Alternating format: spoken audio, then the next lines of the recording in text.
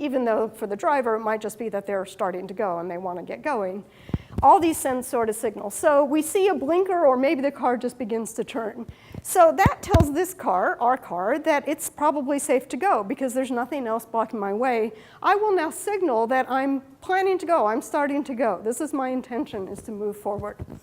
So I can take a slightly more assertive yield state in this case. Question. So the yellow car being the autonomous car, we know that vehicle to vehicle and vehicle to stoplight, infrastructure is an important key for autonomous cars. Is the assumption that when this technology comes on board in a big way, that the yellow car, let's say both cars are autonomous, and so vehicle to vehicle means that they would know where each other is without the driver having to know. Would that also entail putting out a signal saying, okay, I'm the yellow car, and not only am I here, but I'm going to be turning left, or I'm going to be going straight, blah, blah, blah. Is part of V to V that the cars put out kind of a short roadmap of where they're going? Yeah, so I think there's a couple parts in that. That's obviously a very active area of research and development to create more of those V2V systems. And so there is a likelihood that as we go, there will be more of that. You started with a big assumption, which is, let's imagine that they're both autonomous vehicles. We're building for the nearer term future when we can't make assumptions like that. And so in the future, there will be those kinds of developments. And I think, as you briefly mentioned at the beginning, also with infrastructure, there could be sensors and things built into the infrastructure. Signals, we're already doing experimentation in our lab with signals in the area connected up as well so that we can talk to them. In fact, begin to influence potentially what's happening based on the road conditions so that the lights are going to work in particular ways. But again, Nissan is really dedicated to our mass market of people around the world, and we want to develop for a near term today's reality and not wait for a pristine, perfect future when everything else around us has changed, and create the best and the safest in that case. And then the other thing I would say, as a social scientist, always keep my focus on the people.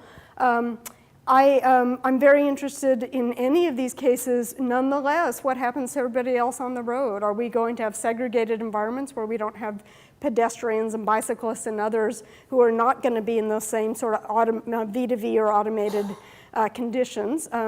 Or will we find that we sort of begin to separate those out, or do we want to keep it together? So we might still have other road users that we'd have to care about. So even if we can talk to other cars, it doesn't mean the problem would go away in terms of figuring these things out.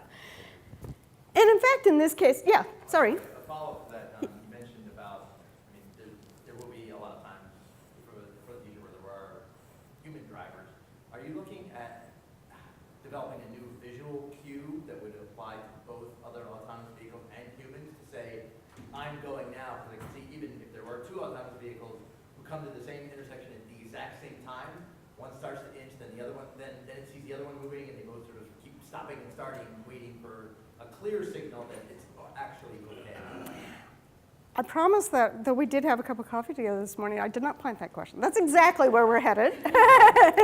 And I will actually, if you don't mind waiting, I'll get to it a little bit later. So again, it's very important that the vehicles themselves would be able to behave, take the right decision, and control their own behavior and execute their own behavior in the right ways.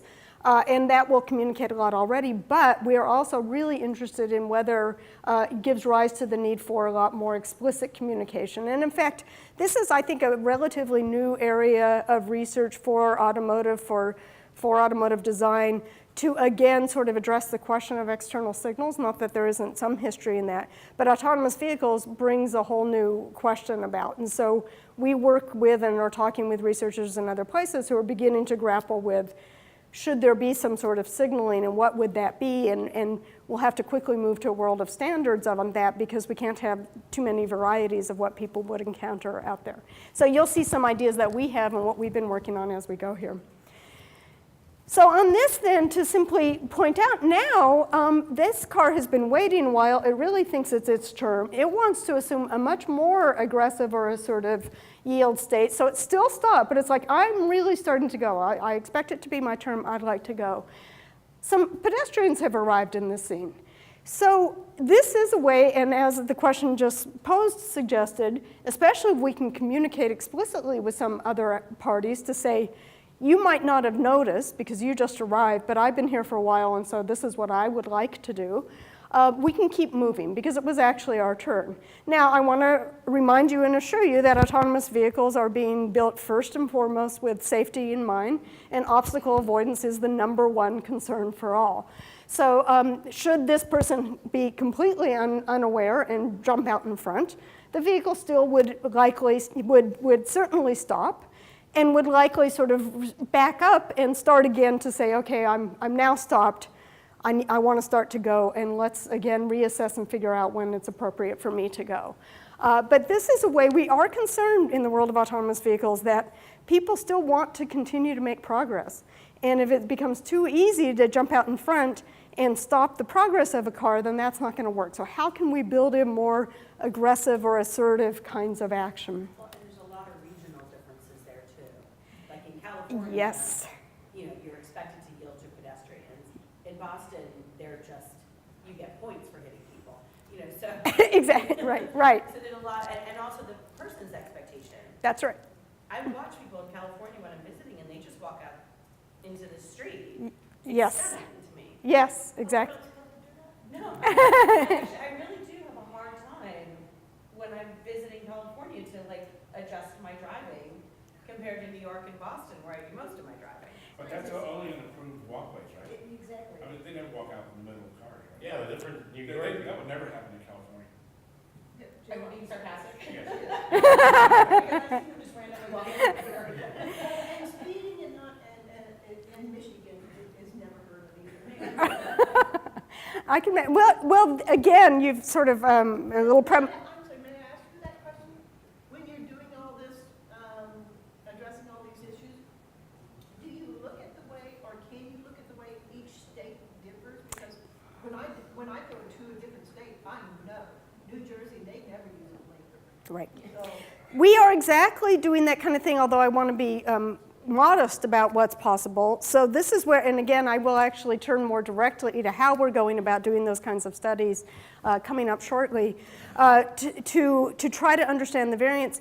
It could be by state, but what we're trying to explore, what are all the different kinds of places and environments that variations will occur, and to discern what patterns we can to begin to teach our cars. And state by state matters because of legal factors. But also think maybe city and rural, those are maybe more cultural norms about appropriate behavior, which might vary. So maybe we'll find that city to city is more similar to rural across states. We also look internationally. Again, Nissan is a global company with markets everywhere, and we're committed to that. We're concerned about not just people in pockets of areas like where I live in Silicon Valley, but in other places of the world. It is a very tall order, and we're making our way through trying to understand, distill some of those essential elements that would be the variables that sort of promote or bring about kinds of differences in what happens on the road, so that we can prime and teach our cars to recognize that as best as possible. So let's go ahead and look then at a very brief video. You see it playing here. I can play it again. It's a little hard to get oriented, I think. This is our autonomous vehicle on the roads in California. Driving, the video is being taken from a car following on the back. This is the display inside the vehicle. This is not a commercial display. This is not for regular use. This is what engineers are using as they test and figure out the systems. You see here the safety driver, but without his hands on the wheel. And then this is the view out the front of the vehicle. So now that we've been oriented, I have to stop and orient myself every time. Let's just look at it again. So this is, the car has now arrived at a four-way stop. It has to negotiate the order. That car was coming through. This one was already there, and our car realizes that it arrived before that car over there. so can go ahead and make a turn. Again, this seems really straightforward. We do this without thinking, any one of us in this room if we're drivers. This car has to be taught. Yeah. What's that car going to do if there's a line of Quebec drivers, they're very notoriously aggressive, and they see the slightest hesitation from your autonomous car, and they just keep going through the intersection? Yeah, well, this is why we are concerned from both sides of this, not just that we maintain all the safety of avoiding being too assertive, but that we understand we have to make them somewhat assertive to step into those kinds of situations if it's not in a dangerous or unsafe sort of way, so that it too can participate in that. So we're trying to design our systems to be adaptable, and again, to already be primed with some of those kinds of variations of what you would expect, and to be able to sense those and realize that this is an occasion now where I need to take a more assertive state and behave a little bit more aggressively. We still are figuring out, this is all in testing, what the best way of doing that. Do we just use the car to move forward into that environment? Can we experiment with trying to communicate with some external communications to tell people, hey, you know, stop, I'm planning to go, and see if we can begin to shift people's kind of politeness on the road, and are they willing to pay attention? By the way, we do this all the time.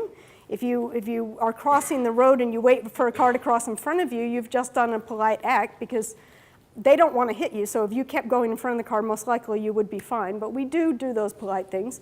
So we're figuring out just the best way to do it. But that's exactly where we're headed, is to need to be able to manage in those situations. If I could just make a point on your last point, the great thing about the human versus the computer brain is that we make those polite gestures randomly on our whim. We'll let one car go, And then one car not go. Computers won't be able to do that, as far as I know, unless you program that somehow with artificial intelligence, but it certainly won't be human. right. Well, these are the challenges that we have to deal with. Exactly right. And so how far can we go with it, knowing that all the while we will be somewhat shifting the culture of the road, if you like. Just the way that cell phones, and whether it's appropriate to have sounds emanating from your body because your phone is pinging, and the noise, you know, how we experience sitting in a room has now changed, how we experience people's interaction with us has now changed. Those kinds of changes we also have to keep in mind as we continue to design our vehicles.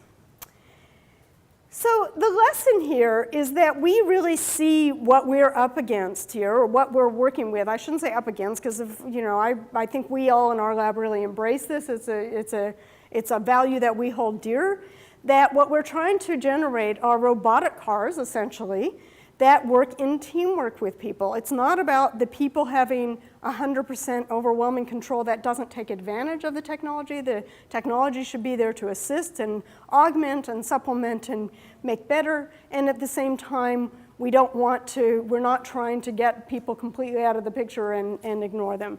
It's a core question of building teamwork between the robot and the people. So what we've been talking about, and you guys are already exactly right there, is that we realize, of course, that driving or road use, being on the road, is a very social thing. When I say social, and this I can comfortably say as an anthropologist, social doesn't mean happy and harmonious. It just means that we're having to grapple with and make sense of our lives vis-a-vis others. So, obviously not happy and harmonious. Again, we have a lot of experience. I think everybody in this room probably grew up in an era where we just take vehicles and being on the road as part of our life and existence. We're used to interacting with them. This cartoon, of course, makes a very specific point about autonomous vehicles, which is you've arrived at an intersection together, and you have to figure out what it's going to do and who's going to go first. And so this was inspired by some of the early testing in the Bay Area, where people were hesitant when they would arrive at an intersection.